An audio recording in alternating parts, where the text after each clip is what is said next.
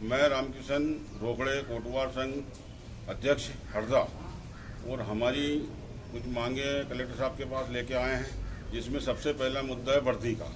हमारी जो वर्दी है वो काली है, इसलिए हमारी वर्दी खाकी की जाए। यानी ये वर्दी जो है वो सुबरों की है। कुछ लोगों को मान्यता ये रहती है ये भी सुबरे होंगे, तो हमारी वर्दी भी बदली जाए ताकि लोग हमको ये वर्दी बदल के और खाकी वर्दी की जाए। एवं हमारा चुनाव का भत्ता रुका हुआ है, वो भत्ता भी तुरंत डला जाए, ये हमारी मांगी है।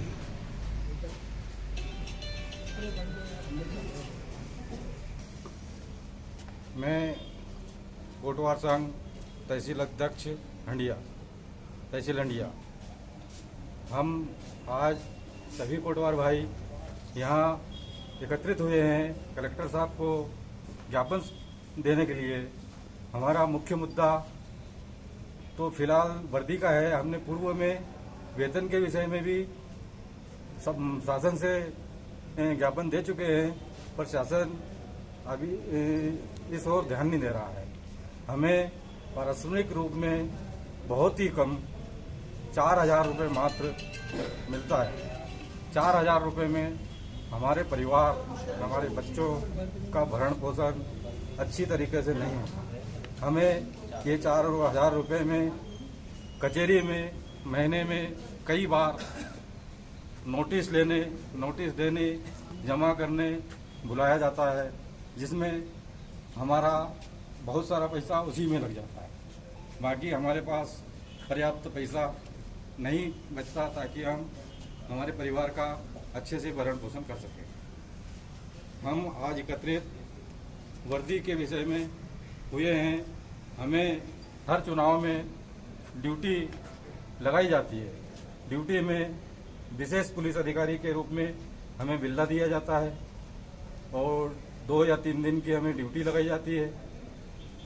इसलिए हमें सभी कोटवारों की इच्छा है कि हमारी वर्दी का कलर चेंज किया जाए एवं हमें खाकी वर्दी सिलाने की अनुमति प्रदान की जाए। यही हमारी शासन से, कलेक्टर साहब से, माननीय मध्य प्रदेश शासन से अनुरोध करते हैं। मैं मुकेश लोकरे जिला सचिव के पद पर हूँ। हम लोगों की शासन से बहुत पुरानी मांगे हैं कि शासन द्वारा कोटवारों को जो भूमि दी गई है, किसी को 10 एकड़, किसी को 5 एकड़, लेकिन जिनके पास भूमि नहीं है उनको 4,000 रुपये वेतन दिया जाता है। लेकिन जिनके पास ज़मीन है उनको 4,000 की बजाय किसी को 600 रुपये, किसी को 400 रुपये, किसी को 1,000 रुपये दिए जाते हैं। लेकिन जिसको 4,000 रुपये वेतन दिया जाता है उस व्यक्ति का भी किसी का 3,200 रुपये कट रहा है तो किसी का 4,600 रुपये कट रहा है। जो भी 4,000 में से 1,000 रुपये, 600 रुपये, 400 रुपये दिए जा रहे हैं, तो हम लोगों की जो 3,200-3,400 रुपये की जो राशि शासन के खाते में जमा हो रही है और हमको भूमि दी है, तो वो भूमि तो हम शासन के पास जमा कर रहे हैं ना, उसका मानदेय या जो भूमि की लागत, इसलिए वो हमारी भूमि स्वामी होना चाहिए। ये शासन से हमारा निवेदन है, क्योंकि हम लोगों की भूमि जो दी जा रही है, शासन ने दी है, उसका पैसा तो कट रहा है ना शासन के पास। और शासन कहता है बोले कि कोई तुम लोगों को जमीन दी है, तुम्हारा शासकीय भूमि है, वो शासकीय भूमि नहीं है। वो हम लोगों को मालगुजार द्वारा सन 1915-16 में मालगुजार जो रहते थे उनने माफी खिदमती में दी थी। लेकिन 1947 में देश आज़ाद होने के बाद में मध्य प्रदेश शासन या भारत शासन ने उसको शासकीय भूमि का दर्जा दे दिया। लेकिन वो भूमि हम लोगों को मालगुजार ने, हमारे पिता पूर्वज जो थे वो सेवा करते थे उन लोगों की। लेकिन आज जो शासन है, शासन ने उसको अपना अधिपत्य जमा के और उसको और सेवा भूमि कर दी। अब जबकि सेवा भूमि वो नहीं है। सेवा भूमि हम मालगुजार के समय में मालगुजारों की सेवा करते थे तो उनकी पर्सनल भूमि थी। आज जो भूमि शासन दे रही है वो शासकीय भूमि हम मान रहे हैं, यदि आज की भूमि के अलावा आज जो शासन दे रही है वो मान रहे हैं शासकीय भूमि, लेकिन मालगुजारों ने जो दी वो तो हमको मालगुजार की हमारी निजी भूमि है ना, उसको शासकीय भूमि। और बशर्ते एक चीज और भी है, आज भी यदि किसी कोटवार के पास में यदि कोई शासकीय भूमि है तो उसमें भी शासन कोटवार जहाँ नाम देख लेते हैं तो उसको शासकीय कर देते हैं, चाहे वो उसकी हो। लेकिन जहाँ कोटवार नाम आया मतलब शासकीय हो गई। कोटवार की भूमि शासकीय है, लेकिन कोटवार शासकीय नहीं है। शासन की नजर में कोटवार, यदि कोटवार की भूमि शासकीय है तो कोटवार भी शासकीय होना चाहिए, लेकिन कोटवार शासकीय नहीं है। यदि कहेंगे तो उन्होंने कहा नहीं कोटवार शासकीय नहीं है, उसकी जमीन शासकीय है।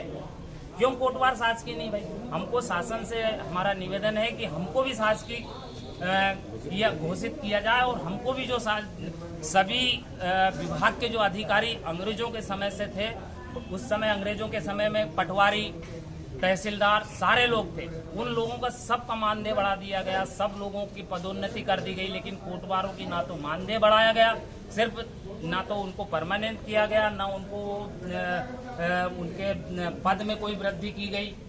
तो ये कोटवारों के साथ धोखा है, अन्याय है कोटवारों के साथ। आज 4,000 रुपए में एक परिवार अपने परिवार का भरण पोषण कैसे करेगा? आज मेरा ही बच्चा है, आज मेरा बच्चा इंदौर में पढ़ाई कर रहा है। अब पढ़ाई कर रहा है तो वो 4,000 रुपए में क्या पढ़ाएगा?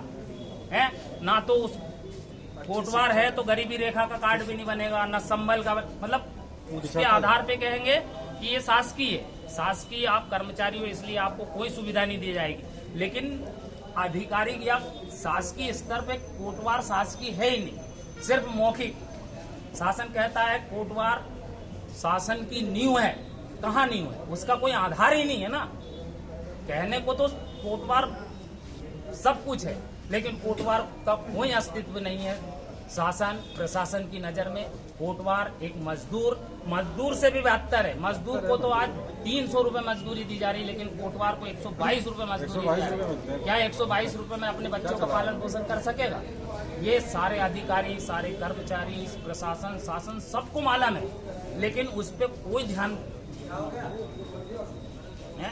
और कोटवार जितने भी विभाग हैं, सारे विभाग का काम कोटवार से लिया जाता है। पंचायत हो, स्वास्थ्य हो, फॉरेस्ट हो, इसके बाद में सारे विभाग से काम लिया जाता है, लेकिन आज तक कोटवारों को, यदि हम तो चाहते हैं कि यदि मान लो कोटवारों को हर विभाग से, यदि राजस्व विभाग आज 4,000 रुपए दे रहा है तो हर विभाग यदि 2,000 रुपए भी यदि देगा तो उसके काम करने में उसको कोई दिक्कत नहीं, वो सब विभाग का काम करेगा और सब विभाग से उसको 2,000 रुपए तनख्वाह दी जाए तो आज उसको 25-30 हजार रुपए होगा तो उसने अपने परिवार का भरण पोषण आराम से कर सकता है और अपने बच्चों को अच्छे से अच्छी शिक्षा, अच्छे से अच्छी पढ़ाई करवा सकता है।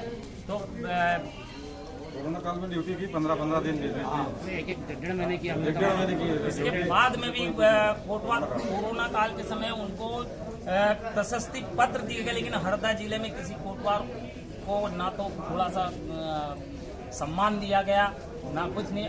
कोटवार का कोई सम्मान नहीं। शासन से निवेदन है कि कोटवारों का सम्मान के हिसाब से उनकी वर्दी का कलर चेंज किया जाए और उनको एक ससम्मान वेतन दिया जाए, ताकि वो अपने बच्चों, अपने परिवार और एक आम लोगों के बीच में अपनी छवि बना सके और शासन की सेवा करते रहें और करेंगे और करते रहे और करेंगे।